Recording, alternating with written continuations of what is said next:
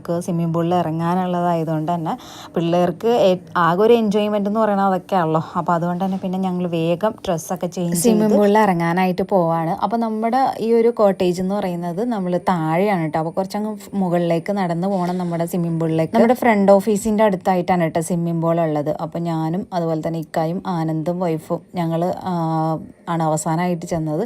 ബാക്കി എല്ലാവരും തന്നെ അങ്ങോട്ട് പോയിട്ടുണ്ട് കേട്ടോ. അപ്പോൾ അത്യാവശ്യം തണുപ്പ് വരുന്നുണ്ട്, നന്നായിട്ട് കോടയുണ്ട്. പക്ഷെ നമുക്ക് വലിയ ആൾക്കാർക്ക് സഹിക്കാൻ പറ്റുന്ന തണുപ്പൊക്കെ തന്നെ ഉണ്ടായിരുന്നുള്ളൂ. പക്ഷെ സ്വിമ്മിംഗ് പൂളിൽ ഒരു രക്ഷ ഉണ്ടായിരുന്നില്ല. തണുപ്പെന്ന് പറഞ്ഞപ്പോൾ ഒരു ഐസ് ആയിരുന്നു കേട്ടോ വെള്ളം, അത്രയും തണുപ്പായിരുന്നു.